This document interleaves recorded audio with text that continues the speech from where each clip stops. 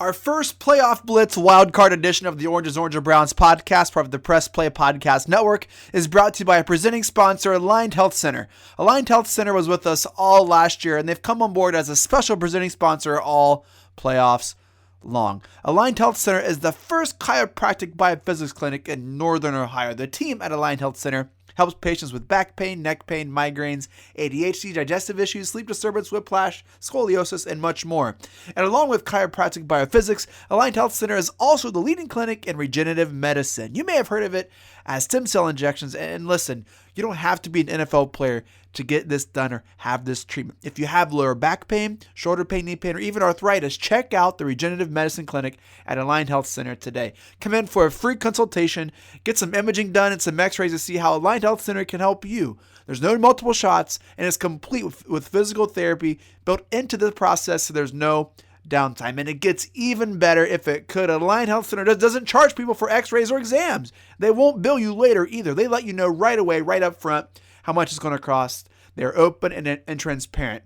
Aligned Health Center is number one for a reason. Call them today at 440-385-7357 or visit their website at alignedhealthcenters.com to make an appointment and to learn how Aligned Health Center can help you. Again, that's 440-385-7357 at alignedhealthcenters.com. In this episode, Jeremy, Cameron, and I are joined by NFL Network's Marc Sessler, world-renowned Browns fan, to recap this season for the 11-5 Cleveland Browns and to preview our wildcard matchup against the Pittsburgh Steelers.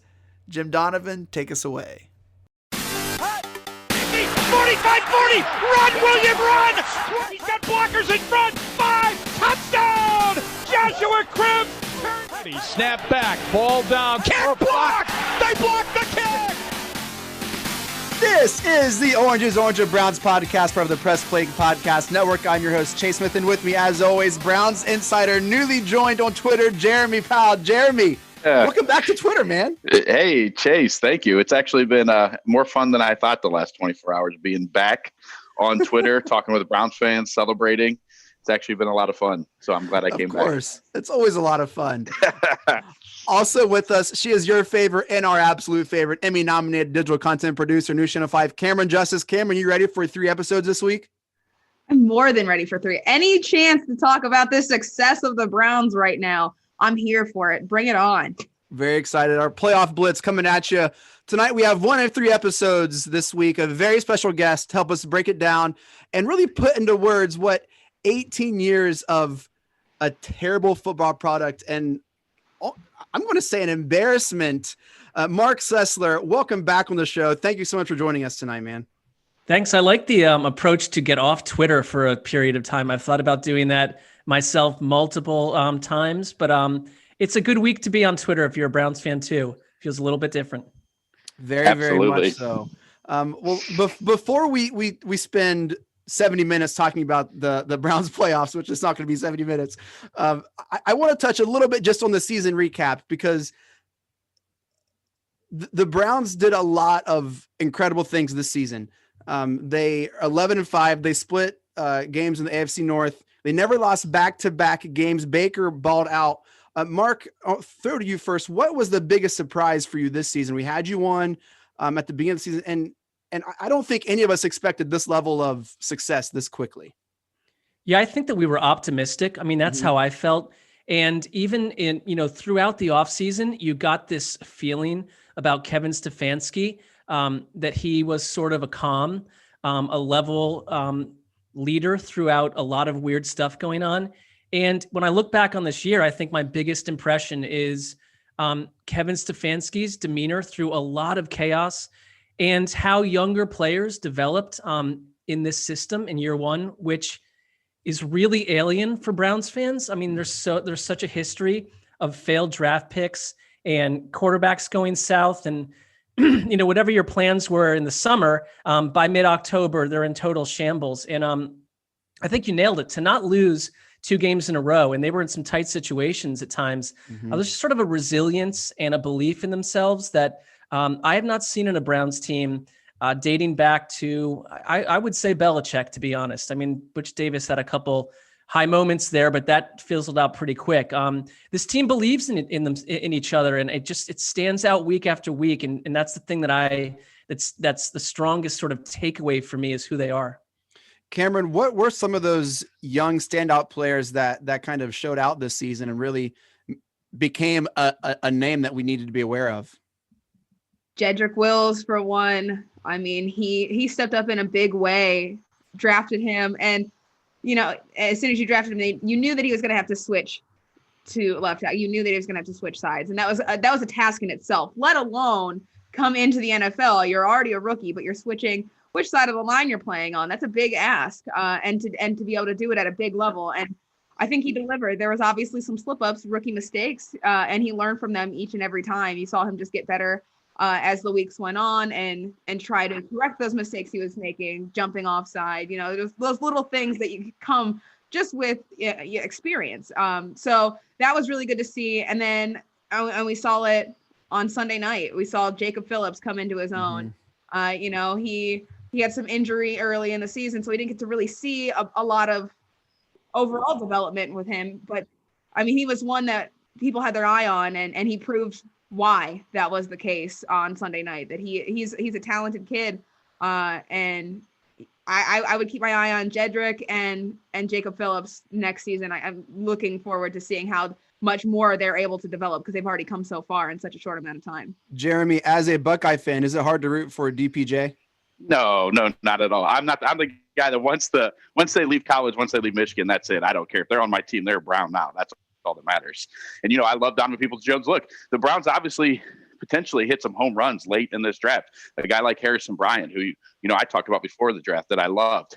I didn't think the Browns would draft him because we maybe didn't need a tight end, but he's came in and made plays. Donovan Peoples-Jones, 6th round pick, has been excellent. Obviously, he had early round talent, didn't quite develop in Michigan. Now I think he's going to develop into not a great receiver, but a very good, serviceable receiver. So both those guys, Harrison Bryant, Donovan Peoples-Jones, Jacob Phillips, Jedrick Wills, it's a big ask, like Cameron said, to go from the right to the left. Everything you do is opposite. And, to do it at a high level and come in. And we saw what a mess the left side of the line was last year and how he just solidified that. I mean, Baker obviously is a different quarterback when he has time to throw, and Jedrick Wills helped make that happen.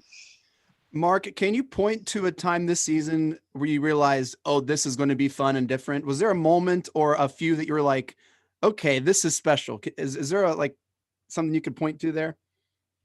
Because the Bengals game where they came back and bounced back after the Ravens loss, that taught me something. But the first moment where I think for me, it felt a little different was the Cowboys game.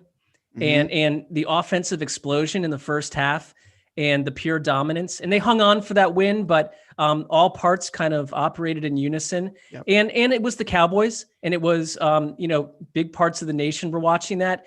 And it's a classic game I think that they would have lost in other years or not even really shown up for. And we learned later that the Cowboys were a hot disaster, but at the time I did not know that. And so that stood out for me. They basically, I thought, imposed their will on offense. And I could count years in a row where that did not happen in a game. So very memorable, and it had a lot to do with the opponent. And I thought they just were feeling themselves. And it was like, this team believes in the coaching. I've not been shy about questioning some of Stefanski's play calls. I've felt like throughout the season, he tried to be too cute. Even week 1 with the fake punt, that was just a disaster. And that OBJ end around that was 13 yards in the backfield that turned into a touchdown. And now he's a coach of the year candidate. Was there ever a time, Mark, this year where you were like, he needs, like, you're a little concerned about, I know you mentioned his demeanor, but some of his play calling, was that ever, because I'm still a little, I don't know about it. I mean, it wouldn't be my number one impression of him. I think that he was learning. We've seen coaches come in and say, I'm going to be the head coach and the play caller. And you find out about a couple of weeks in, you shouldn't be doing both. I'm not sure you should be doing either, but you shouldn't be doing both. And with Stefanski, I thought he handled that dual task pretty well. I mean, I don't get too married to the Jets game just because I think that was like highly chaotic. Would that be a game that I think they would want back? I mean, Stefanski seems pretty honest about times where he'd say, that's a play call I'd want back. That's a quarter I'd want back. So they're sprinkled in, but it's not my biggest impression because I think he's probably the best game day head coach that the Browns have had since they've returned to the league. So a lot of it is sort of, for me, comparing him to the raw, hideous deal that was happening a year ago, but then the 20 years before it, I'll take him all day long. Yeah. And look, we're in the playoffs. We're 11-5. I'm not like complaining. It's just, there've been a couple of times where I've scratched my head and said, well, wait a second, like why we need to do that when we have Chubb, or we can do this and get what we need to get. Hey, can I jump in on this though real quick? Yeah. There obviously, I mean, look, I question why Chubb only got 14 carries this week. And maybe, like we said yesterday, maybe it was some 4D chest, didn't want to use them too much, whatever. But the fact that the Browns look so organized with limited preparation this year is just a testament to his intelligence, attention to detail, all that. I mean, remember last year, constantly not getting plays in time, running to the line to get stuff done. We never saw that this year. And we're doing complex pre-snap motions to set up complex matchups that we like from tape. The kind of stuff we're doing was at a different level, and we were able to do it without the normal preparation. I think, like Mark said, Kevin Stefanski is the best game day coach the Browns have had since Belichick. The only one even close, maybe Mangini. Mangini was a pretty good game day coach. But Stefanski is just, he's already proven as a rookie handling both the play calling duties and the head coaching duties and preparing a team in a weird situation, an unprecedented situation, that I think you have to take all that into account when you talk about the job he's done this year. And I think some of that credit, though, I mean, not to take away from Kevin Stefanski, a lot of that credit goes to the staff that he brought in. Yep. And the people around him. And he gives credit to them all the time. But I think it's also fair for everybody else to give them credit too. The offensive line has been so strong because you've got Bill Callahan doing an amazing job, Scott Peters doing an amazing job. And then the organization in this chaotic season, you've got Kelly Brownson, who has done a phenomenal job and has been so versatile for the team, filling in everywhere they need her to fill in, doing things that, you know, you wouldn't think a coach would do, but she's there to do it all. And I think that's a testament to the guys that Kevin Stefanski, it wasn't just, you know, the Haslams hired Kevin Stefanski, they hired Andrew Berry. Those were the key pieces. That's what started it. And then they brought in the staff to support them, and they got it right too. So it wasn't just the Haslams finally getting it right with their coaching decision and their GM decision. It was the guys that come underneath them and the guys in the system getting that right fit all around. And to quote the Haslams, what they were looking for at the beginning of the season was alignment. And it looks at this point like they were actually successful in creating that. Look, we're going to get to the Steelers playoff game very soon, I promise. Mark, a couple more questions, sir. Who was more instrumental in Baker's success, Stefanski or Alex Van Pelt, who's the quarterback's coach for the Browns? Well, I mean, I guess, you know, I'd be guessing on that front because you're sort of deciphering what they're saying. A lot of times you spend long hours with your quarterback coach. So that relationship is so micro and so important. Mm-hmm. And I mean, the first time we kind of heard from Van Pelt, he was very open about the fact that Baker needed footwork improvement, I think that combination of the two, Stefanski and Van Pelt, created a very detail-oriented atmosphere for Baker Mayfield, which is in contrast to what seemed like total chaos from a year ago. So I think, you know, if you're a position coach, you're going to get a trickle down effect from your head coach. But to your guys' point, like the staff has been really, really great. And Bill Callahan, I mean, I'm glad almost that he's at the age that he is, so he doesn't get plucked up as a head coach. Yeah, good point. It's like he's the kind of person, if you lose him, you could see marked changes in the offensive line a year from now. And I'd love to keep Van Pelt around as a quarterback coach, because that relationship, think of how much Baker's gone through with it in terms of coaching, transition, and turmoil. You finally find this balance. And but the first story we heard about Stefanski was that, you know, pre-corona, when you could do this, he got on an airplane, flew to Texas, hung out with Baker, hung out with Baker's family. And, you know, that to me showed that this is a coach whose primary strength is communication and reaching his players. And so, I think it starts with Stefanski for me. Yeah. And that, Mark, that wasn't to put you on the spot. It was just to highlight how important this staff is. And we see some things he's brought over from Green Bay. We've seen this development of Baker's hard count, right? He is phenomenal on the hard count. And Stefanski obviously is fantastic, but, you know, I think it does, go all around to the staff about how this team has grown and grown and grown. Cameron, I want to talk to you just for a moment. As the Browns head into the offseason here in probably beginning of February, when we win the Super Bowl, when we get to that point, what holes are we going to look to fill? And do you see us being really aggressive in free agency? Because I have this like reality in my brain of what's going to happen, and it's really, really exciting. And I'm not, I need to talk off the because I'm creating this world where we get all these awesome people, everything that you need all at once. Not healthy. That would be amazing. I don't know that happens, but yeah, I think that they're always looking. They've been looking all season, and they have their eye on people, obviously, that free agencies and they're heading into the draft who they're going to look at. But I think what they need to target first and foremost, is the secondary and figuring out the linebacker situation. Getting some depth there.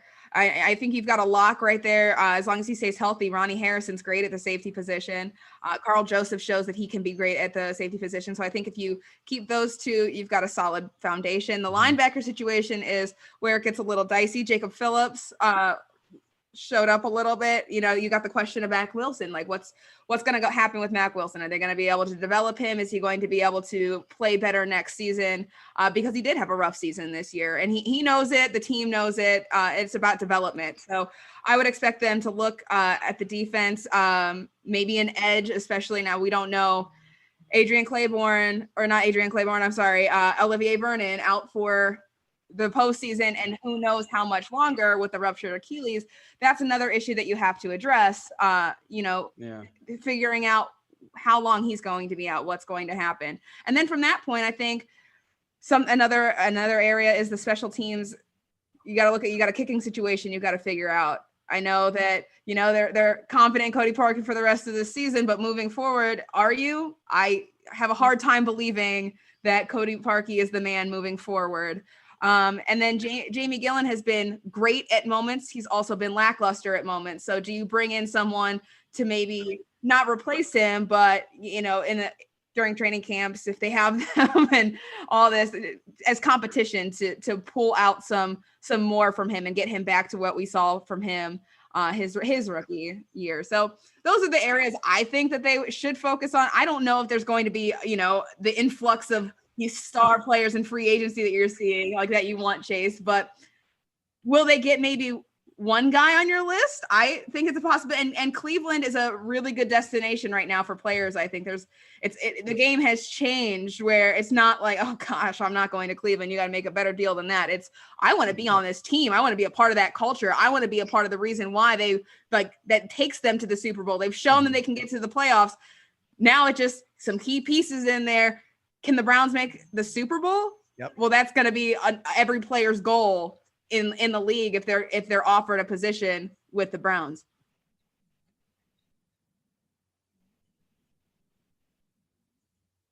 That's next year. Sorry, that's next year. We made the playoffs. That is next year, Cameron. Jeremy, you have some thoughts? Yeah, just, a couple things. I think we'd be remiss if we didn't mention Wyatt Teller right now.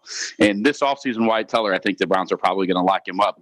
Wyatt Teller, the Browns are 9-2 and Wyatt Teller's in the offense, and they run for over 100 yards more a game than when he's not in the offense. So obviously there's something there. He's the highest rated guard, I think, in the history of PFF as of this moment. So I think Wyatt Teller is a guy you look to lock up. But I think on the offensive side, that's about it. If they decide to hang on to Odell Beckham Jr., they spend a lot of their assets this offseason on the offense. I think next year you'll look for him to shore up the defensive line. And the secondary, look, we talked a lot in the preseason about how Joe Woods likes to play with three safeties. They haven't been able to do that at all this year. Why? Because they lost Grant Delpit. The Browns were super high on Grant Delpit. So we have him coming in. That'll be like another rookie next year added to whichever way we go in the draft. So, yeah, I definitely look for them to shore up the secondary, but I think getting some guys healthy will also help do that. And Cameron, Jeremy, I hear you. And my brain is telling me that we're going to address those places through the draft because that's the cheapest and that's the best way for multiple years. But Mark, my heart is saying Von Miller, come to Cleveland, Patrick Peterson, LSU connections. Like my heart is like going crazy. Can you imagine a Browns team who has that kind of offseason after this season, Mark? Am I doing myself a disservice? Should I just stop that dream now? I mean, that some of those dreams feel a bit lofty, but It's not unusual for this front office to use free agency too. We saw it. I mean, I agree with Cameron. I don't know if it's going to be like raid the market, just because I think the cap situation is going to be a bit dodgy for teams going into this year, and they're probably still not. There may be a conservative approach just because do we know right now that fans will fill every stand in the country next season? We don't. I think that there's just some financial, probably conservative viewpoint to how to treat certain things like free agency, but deals will still be made. They were made last year. And I think Cleveland is a candidate to make a splash. They need an edge. They really do, because even if Vernon comes back and they re-sign him, he turns 31 next year. He's coming off an Achilles. That's not the same thing as, an MCL or an ACL. That's concerning. Even with him, I think that was a need. You can never have enough. And my one thing about the needs they obviously need is that Cleveland, to me, finally, you can look at their offense and say, all right, we know what kind of offense they want to be. And it starts with the offensive line. It starts with the ground game. So don't stop developing and drafting offensive linemen, because to some degree, like, their strengths stayed their strengths because they stayed relatively healthy along the offensive line, but that can change in a flash. So it's like, I would keep stocking up on guys that can play 2 or 3 positions along the front. And the Carolina Panthers were viewed as sort of unprecedented last offseason for drafting entirely on defense. I don't think Cleveland would be that drastic, but I totally agree with the position groups that you guys mentioned, and that could take an entire draft to some degree. Getting back also Greedy Williams, getting back Grant Delpit, who feel like bonuses at this point. The defense, were there 3 games this whole year where everyone was healthy? I mean, they've quietly been dealing with more on defense than I think people on a national level acknowledge. Good point. No, Mark, I don't want to put you on the spot, but Jeremy mentioned, and I just wanted to see where you're at, because I know where I'm at on this. Jeremy mentioned Odell Beckham Jr. and his future in Cleveland. What do you think? What do you think the Browns maybe should do? And then what with him, and what do you think they will do? It's like such an explosive question, because like no matter what you answer, people are gonna drop bombs on you.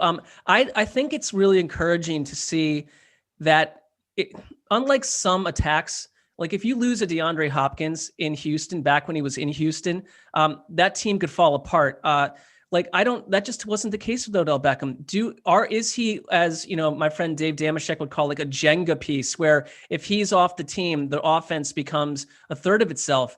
It's not. And I sort of feel like Baker Mayfield is a pretty good distributor of the football, and maybe it helps to not have to open press conferences saying like, we're going to focus on getting this one wide receiver active early and often. It's like, it just feels kind of like, when you've got a different group out there without sort of the alpha male central pole star that is an NFL figure that everyone's focused on, the offense can just sort of be what it is. So, would someone trade for Odell Beckham or offer something really valuable?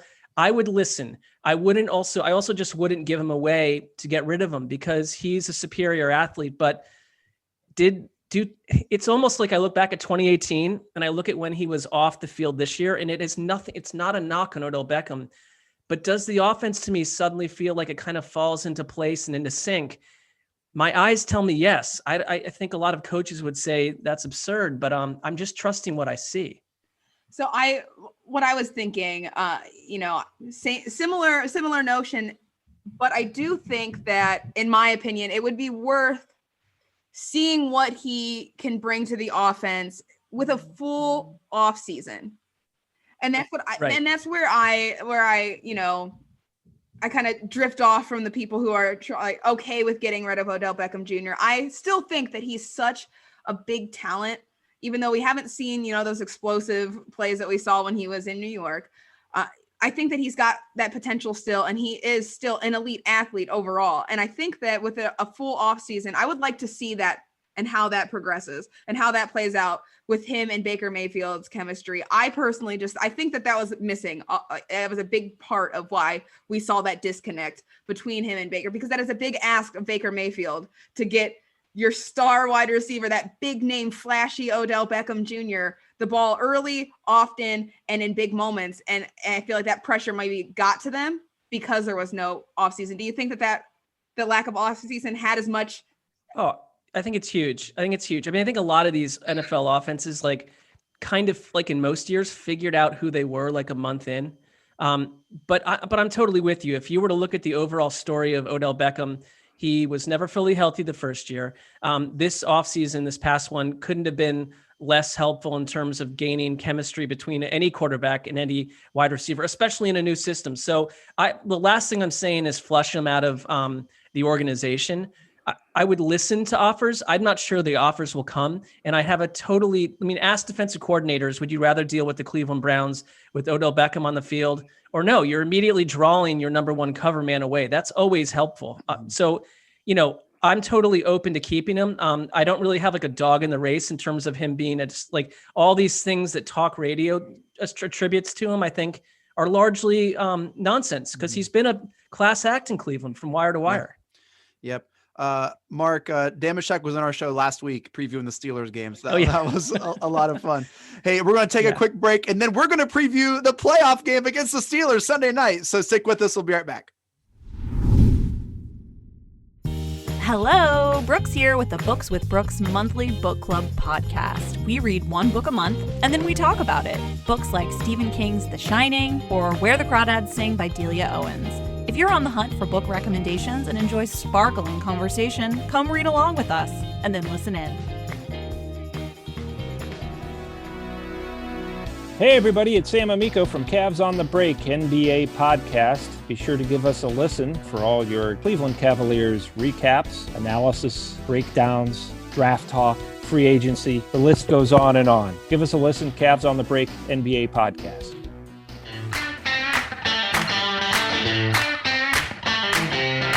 Hey, what's going on, everyone? This is Aaron Scheib, co-host of the Tim and Scheib Show. We're part of the Press Play Podcast Network, and we love talking college football. We talk everything from Florida Gators to the Ohio State Buckeyes. If you like college football, check us out. Thanks.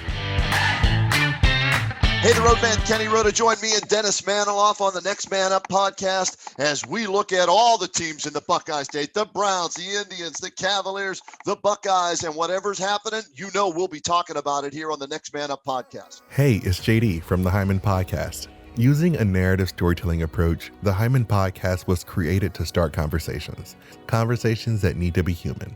Week by week, I'll break down walls and barriers and make people wildly uncomfortable, all the while giving a voice to the voiceless and the marginalized. Consider this your personal invitation to be part of that conversation.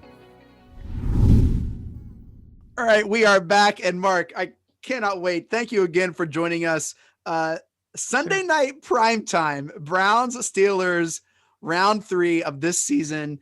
All the eyes are going to be watching this game. For the most part, it seems like the Browns are trending in a very healthy right direction. The Steelers just rested a handful of guys. Mark, we've seen the tweets, we've seen the montages, we've seen the specials. 18 long years, 17 seasons.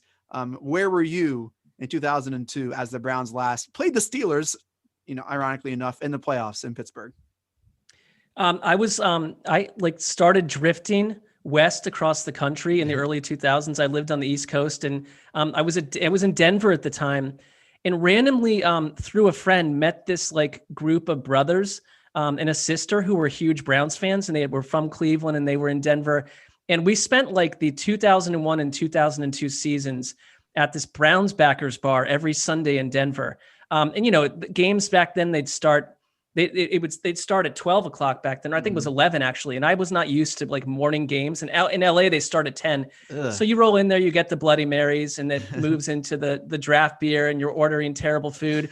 And the Browns were a middling team in 2001, but they had a lot of fight, Yeah. And then in 2002, when that happened, totally imperfect squad, but I couldn't have been more entranced by who they were. Mm-hmm. And as that playoff trip neared and they won that Falcons game, I was kind of moving off of Tim Couch a little bit, and I was way into Kelly Holcomb. Mm-hmm. He would have these magical, starts where he threw for 400 yards, and Bruce Arians was the offensive coordinator. And so I watched that game. Actually, for some reason I was home alone, and I think I was just too nervous to deal with it. I watched it home alone in this rented house I had with an old girlfriend at the time. I was like everyone out of the house. I watched the thing by myself, and Arians came out firing, and I thought they are going to take it to Pittsburgh. with an attack that no one expected after the William Run appearance a week before. And we all know what happened. I was utterly crushed, and, life lost a lot of zeal at that point for me, because, that offseason took that team and ripped it apart. Yeah. I mean, because of cap issues. So we'll see. That stuck with me. I remember talking to a friend after it, because at halftime he was like, they have got this thing. And I was like, I'm a Browns fan. I don't look at things that way. And then it took the most horrible psychological turn. It did feel like that season particularly started the whole, if we're going to lose in a really weird way, it's going to happen. That season kicked off with the helmet Rudd thing. And there was a bunch of just odd, weird things. And haven't you seen like 1,000 players rip off their helmets since? I know. And do as they please? I feel like they The reason that was a penalty, remember, is because he thought he sacked the quarterback to win the game. And actually the ball had flew up in the air, so he threw his helmet during the play. Offensive lineman caught it backwards, ran it for 20 yards. Then they got an extra 15 yards and kicked a chip shot field goal to win because he threw his helmet. I was actually sitting in the dog pound, dead center of the dog pound, where they kicked the field goal. And you know how the dog pound is. There's people ready to fight Dwayne Red now, obviously. That wouldn't have went well for them. But it was just an unbelievable, unfortunate set of circumstances that led to that happening. You're right, though, Chase. That was a weird year. We had a game where we completely shut down Peyton Manning until the last drive of the game. And then they went 50 yards and kicked a 50-yard field goal to win it. I think it was Mike Vanderjagt at the time. But Mark was right. That team did have a lot of fight. That team was a team that fought every week, and every game was good. But just a strange season. And the Steelers had to fight to come back to win that game, even in the playoffs. Yeah. And I just have a feeling this is going to be another classic. It might be another ugly game, but it's going to be a slugfest, and it's going to be hard hitting. It's just going to be an incredible game. Mark, how are you feeling about Sunday night? I feel good because I think that, this team has shown an element of surprise. And I'd point to the Titans game where everyone on America, everyone was saying, of course, they're just going to go Nick Chubb and Kareem Hunt all day long. And they came out firing the ball. And that had come off, through that month of horrible weather where you didn't really have a good read on what they were through the air. I think that these teams know each other really well. I don't think the Steelers are a great matchup for Cleveland in terms of what the Steelers do well. They even without TJ Watt, even without Cam Hayward, they got to Baker Mayfield, and it was guys like Chris Wormley and Alex Highsmith suddenly are making plays. So I remain concerned about their ability to get to Ben Roethlisberger and Pittsburgh's ability to get to Baker Mayfield. And if they can stay on the positive side of that, a non-pressured Baker Mayfield could do a lot in this game. I think it's important to get Peoples-Jones back in the lineup. Mm-hmm. I really do. And I think, in terms of the getting things going early, show that you can run the ball right away, tire the Steelers out if you can on defense. But I see this thing as a high scoring, messy in a good way, intriguing affair that goes right down to the end. I really do. It definitely has that potential. Chase Claypool is going to be a problem for years, and in Pittsburgh, in Cleveland, they have incredible receivers, and they have a quarterback who isn't afraid to sling it, and he has experience. And say what you want about Ben Roethlisberger, and a lot of people do, but he is a Hall of Famer, and there's not a situation in the NFL that he hasn't been in, so nothing's going to surprise him.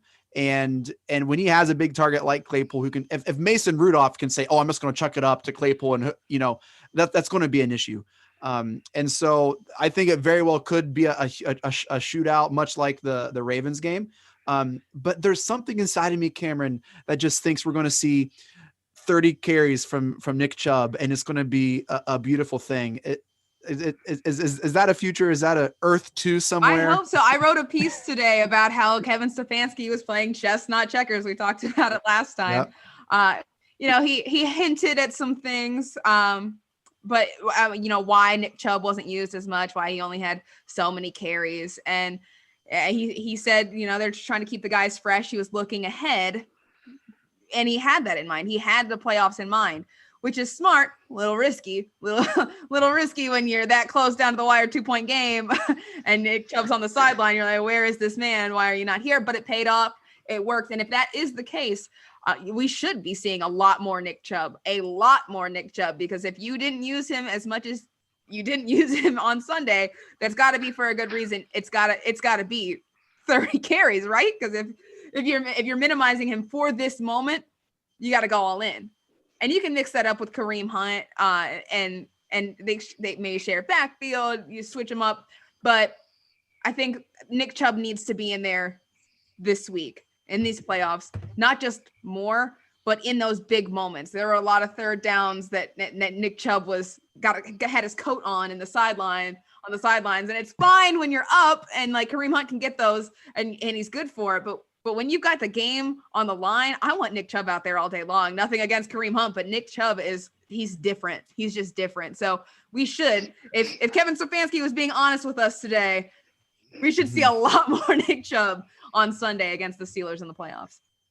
Jeremy, do you know the line to the game? No, but I'm going to guess it's somewhere in the neighborhood of Steelers by 4.5. Mark, do you know the line? I do not. I will wait to see, but I think that's a good guess. Cameron, do you know the line? I know it is in the area of what Jeremy said, but I can't remember exactly what it was. It is Steelers -4 as of now. Okay. Some at -5, but it's -4. 47, which I think is kind of low. A little low. I think that could be about right. I think probably Vegas is thinking what you're thinking, that you're going to see a steady dose of Nick Chubb, but shown, like Mark said in the Titans game, who knows what they're going to come out and do, which is what a good coach does, keeps everybody guessing. Yeah. Mark, over under 0.5 throws for Jarvis Landry. Are we going to see him attempt one pass against the Steelers? I think over, because the one thing when we talk about, you guys mentioned sort of the clean nature, the precision of the way that they kind of go about their business. Their trick plays have been successful. I mean, there have been other years where Browns teams are trying trick plays, and appreciate that, but they go totally haywire. I mean, they've been really effective with them. They've been really well designed, and they've been not duplicates of each other. And Jarvis Landry flat out can throw the ball. I would try it maybe more than once if you need to. I mean, why not dig as deep into the playbook as you possibly can at this point? Be drawing stuff up on napkins and kitchens in Cleveland right now. I don't care what it takes. Let's give Pittsburgh something they've never seen. Well, there's that thought, but then there's also the thought of we're just a better football team. So like if we are playing chess, Cameron, and we do know, we're going to have to play maybe the Chiefs next week, or maybe who would, if the Colts win, who would we play? Could get Buffalo. Yeah.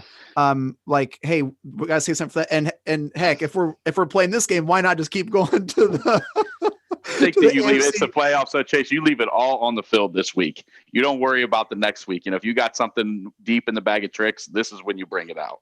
Well, I, for one, cannot wait. Mark, where are you going to be watching the game? Home alone? Are you sending everyone outside, get out of the house? Or are you going to be in the studio with well, it's really nice because on Sundays, we'll typically cover like 3 games at the same time. And so we have like a setup to have like a 4 to 6 screen type deal. And that feels I think some people are really good at that. To me, I feel like my head is on fire trying to watch 3 NFL games at the same time, usually one of them the Browns. So when it comes to the playoffs and they're tiered and you can sort of sit and marinate and focus on one game, it's a real treat. And we're in super lockdown in LA. So my options are the television in my garage or the television in my living room. I'm going to try to watch this with my kids who are young. They've kind of caught Browns fever a little bit. That's so cool. And let's see what happens. If the family gets a little too loud and crazy, I'm going to have to go. I get too nervous during these games. I'm like Vinny Testaverde's dad. So it's like, same way. Right. So it's like, if I need to isolate a little bit, I will, but I'll be here. And I cannot wait to, I've lost for words because this has been a long time coming for all of us. It's been a long time, right? So, I mean, win or lose, what should people take away from all of this right now? It's a lot to take in, and it's a lot, especially, for me, I have experience. I was 9 the last time they were in the playoffs. So I don't have a lot of history of success. And there's other people, listening right now in a similar boat, and it'll be disappointing, right, if they lose, but win or lose, what's the takeaway here from this season? Are you satisfied? Should fans be satisfied? And what's going on moving forward? You know what I think their goal is, and they've said it outright, which is it's like, I don't think you want to follow a team that says, look, we've stumbled into a 3-year playoff Super Bowl window, and then let's go back to being a roving nightmare. That they look at their teams in their own division And when the Ravens, there was a lack of justice in this, but when they won the Super Bowl in 2000, they didn't just say, hey, let's roll up the tent. We've done it. And let's see it's like, no, let's build a 20-year string of success. Pittsburgh has the same mindset. And I think that's clear. This should be just the beginning. I would think that it doesn't have the feel of a flash in the pan type team, especially with Andrew Berry and Stefanski. So it's the dawn, it's the beginning. And I think they want the fans to expect this every year. Jeremy, where will you be watching the game, brother? Oh, it's funny. Mark says that.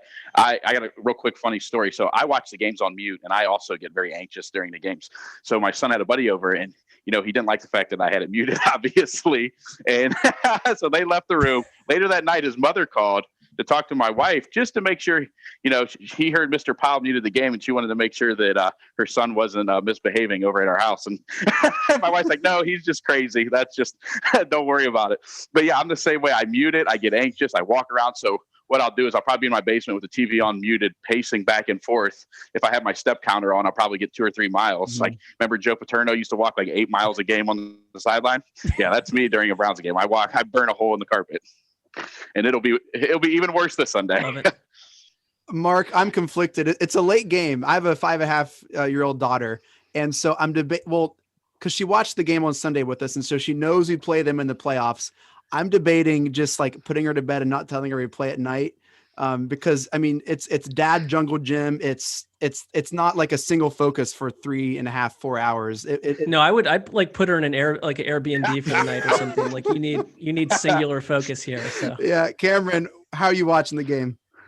At home on the TV. I guess that's a sucky question now. I'm so sorry. I didn't even think. I was just like, gosh, this isn't a fun question. Not this year. It's not a great question. I would love to, be credentialed and go to Heinz Field. I have never been to Heinz. I've never been to Pittsburgh. That's strange to. It's not that bad. I mean, beautiful. No, I've heard great things about the city. But it's not that bad. I've heard great things about the city.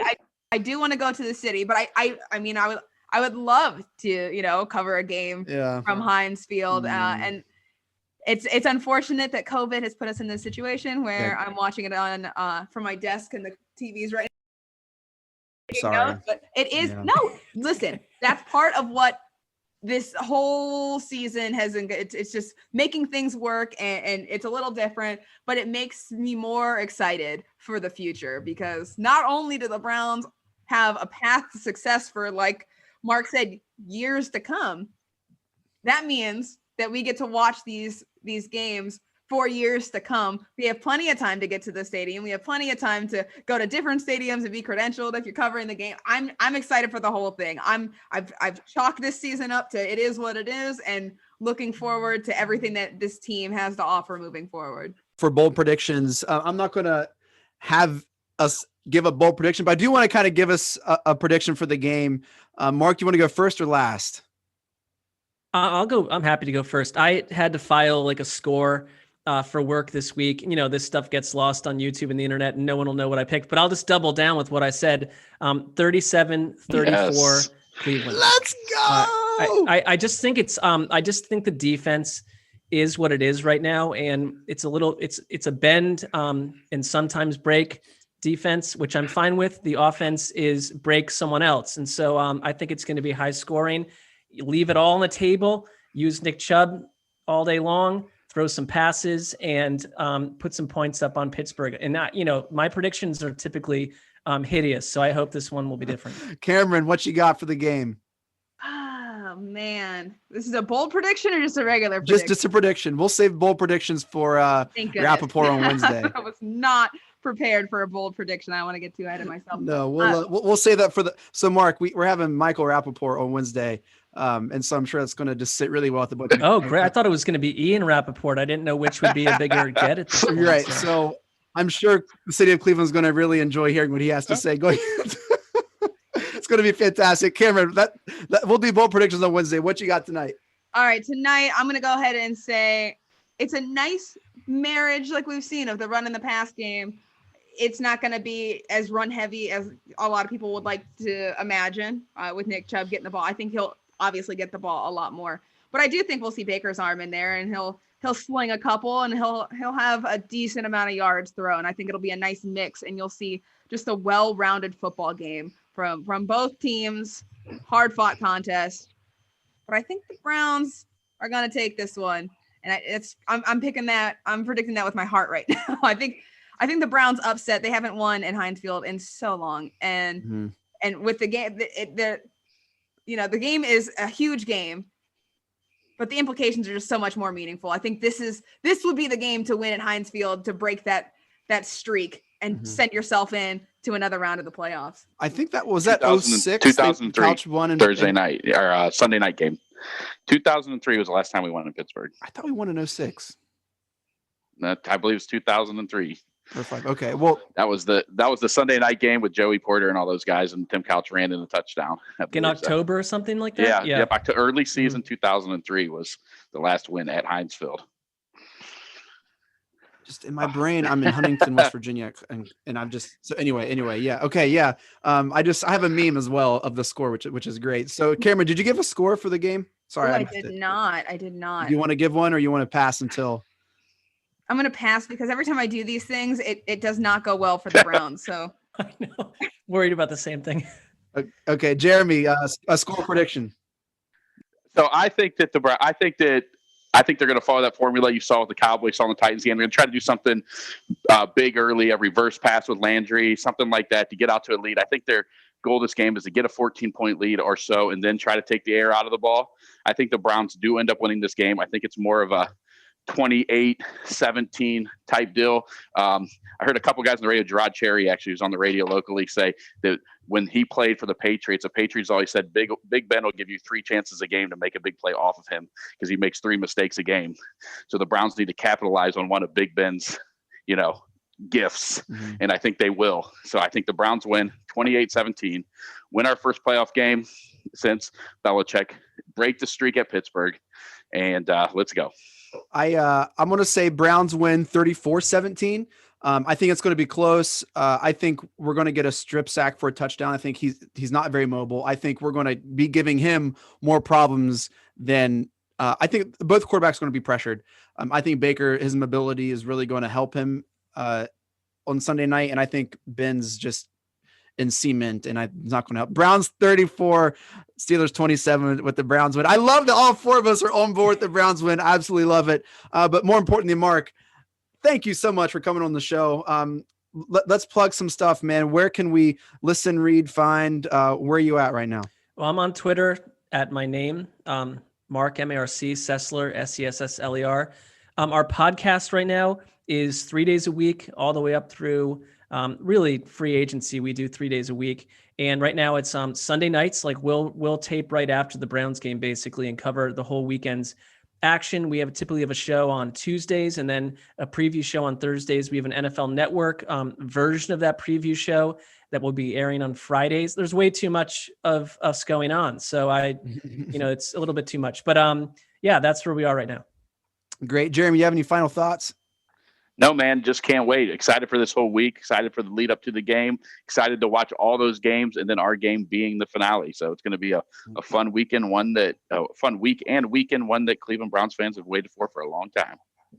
I love it that it's the last one that it's not like the Saturday morning game where your team is out and you've got to deal with everyone else's happiness. I want it to be at the end. Right? Exactly.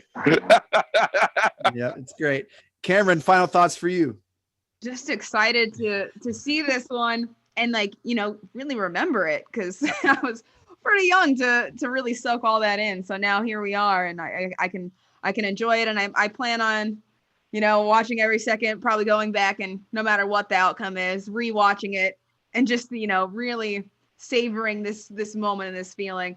And also, I gotta thank Mark for coming back on.